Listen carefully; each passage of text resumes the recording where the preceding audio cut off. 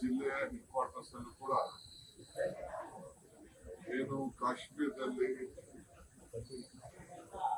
ಏನು ದುರ್ಘಟನೆ ನಡೆದಿದೆ, ಅವ್ರಿಗೆ ಗೌರವ ಸಲ್ಲಿಸಬೇಕು, ಅವ್ರ ಬಗ್ಗೆ ಶಾಂತಿ ಕೊಡಬೇಕು ಅಂತ ಹೇಳಿ ಸಾಯಂಕಾಲ ಎಲ್ಲ ಜಿಲ್ಲಾ ಕೇಂದ್ರಗಳಲ್ಲಿ ಮೆರವಣಿಗೆ ಮಾಡಬೇಕು, ಬರೆದುಕೊಂಡು ಅವ್ರ ಆತ್ಮಕ್ಕೆ ಶಾಂತಿ ಕೊಡುವಂತ ಕೆಲಸ ಮಾಡಬೇಕು ಅಂತ ಹೇಳಿ ಕಾಂಗ್ರೆಸ್ ಪಕ್ಷ ಈಗಾಗಲೇ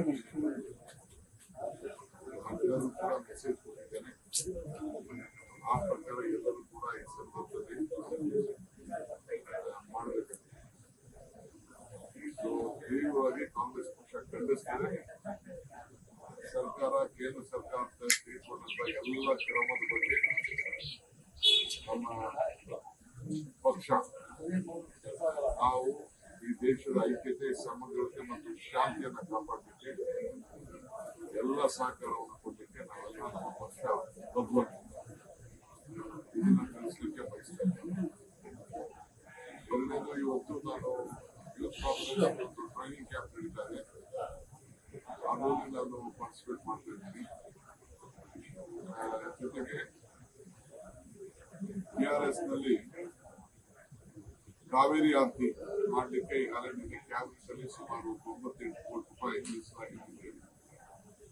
ನಮ್ಮ ಧಾರ್ಮಿಕ ದತ್ತಿ ಇಲಾಖೆ, ಟೂರಿಸಂ ಡಿಪಾರ್ಟ್ಮೆಂಟ್, ನೀರಾವರಿ ಮತ್ತು BWC ಅವರು 4 ಜನ ಸೇರಿ ಒಂದು ಸಮಿತಿಯನ್ನು ಕೂಡ ನಾನು ರಚನೆಯನ್ನು ಮಾಡಿದ್ದೇನೆ.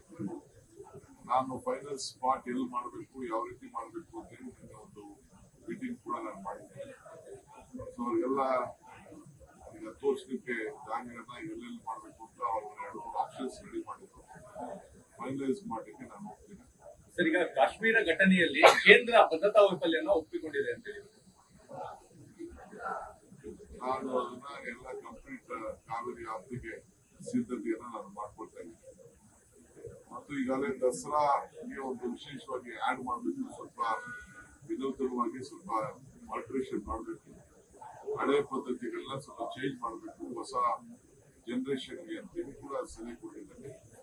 ಸದ್ಯದಲ್ಲೇ ಮುಖ್ಯಮಂತ್ರಿಗಳು ಕೂಡ ಮೀಟಿಂಗ್ ಮಾಡೋಣ ಅಂತ ಹೇಳಿದ್ದಾರೆ. ಕಮಲ ಕೂಡ ಅದು ನಮ್ಮ ರಾಜ್ಯದ ಒಂದು ಶ್ರೇಷ್ಠವಾದಂತಹ ಒಂದು ನಮ್ಮ ಕರಾವಳಿ ಪ್ರದೇಶದ ಒಂದು ಕ್ರೀಡೆ ಅದು ಕೂಡ ಇಲ್ಲಿ ಮೈಸೂರು ದಸರಾ ಸಂದರ್ಭದಲ್ಲಿ ಪ್ರಾರಂಭ ಮಾಡಬೇಕು ಅಂತ ಜಿಲ್ಲಾಧಿಕಾರಿಗಳಿಗೆ ಜಾಗ ಐಡೆಂಟಿಫೈ ಮಾಡಬೇಕು. ಅದು ಒಂದು ಕಾರ್ಯಕ್ರಮ. ಈಗ ಕೇಂದ್ರ ಭದ್ರತಾ ವೈಫಲ್ಯವನ್ನ ಕಾಶ್ಮೀರ ವಿಚಾರದಲ್ಲಿ ಇವತ್ತು ಒಪ್ಪಿಕೊಂಡಿದೆ. ಭದ್ರತಾ ವೈಫಲ್ಯ ಆಗಿರೋದಕ್ಕೆ ಇದು ಘಟನೆ ಆಗಿರುವಂತದ್ದು. ಈಗ ನಾನು ಕಾಂಗ್ರೆಸ್ ಪಾರ್ಟಿ ನಾವು ಯಾರ ಮೇಲೂ ನಾವು ಮಾತಾಡಕ್ ಹೋಗಲ್ಲ. ಈಗ ನಾವು ಟೀಕೆ ಮಾಡಿಕೊಂಡು ಒಬ್ರಿಗೊಬ್ರಿಗೆ ಹೆಸರು ಹೆಚ್ಚಾಡಿಸುವಂತ ಸಂದರ್ಭ ಅಲ್ಲ ಇದು. ಯಾರೇ ಆಗಿರ್ಲಿ, ಬಿಜೆಪಿ ಆಗಲಿ, ವೈಫಲ್ಯ ಆಗಿರ್ಲಿ, ಇದನ್ನೇ ಆಗಿರ್ಲಿ, ಅದು ಅವ್ರು ಏನ್ ಬೇಕಾದ್ರೂ ಸ್ಟೇಟ್ಮೆಂಟ್ ಕೊಟ್ಟಿದ್ದಾರೆ. ಆಸ್ ಎ ಪೊಲಿಟಿಕಲ್ ಪಾರ್ಟಿ ನಾನೊಬ್ಬ ರೆಸ್ಪಾನ್ಸಿಬಲ್ ಪಕ್ಷದ ಅಧ್ಯಕ್ಷ ಆಗಿದ್ದೇನೆ. ಲೇಟೆಸ್ಟ್ ಹಾಗೂ ಇಂಟ್ರೆಸ್ಟಿಂಗ್ ಸುದ್ದಿಗಳಿಗಾಗಿ ಬಾಸ್ ಟಿವಿ ಕನ್ನಡ ಚಾನೆಲ್ನ ಸಬ್ಸ್ಕ್ರೈಬ್ ಮಾಡಿ. ಹಾಗೆಯೇ ಬೆಲ್ ಐಕಾನ್ ಪ್ರೆಸ್ ಮಾಡಿ. ಇದರ ಜೊತೆಗೆ ಫೇಸ್ಬುಕ್, ಇನ್ಸ್ಟಾಗ್ರಾಮ್, ಎಕ್ಸ್ ನಲ್ಲೂ ಮಿಸ್ ಮಾಡದೆ ಫಾಲೋ ಮಾಡಿ.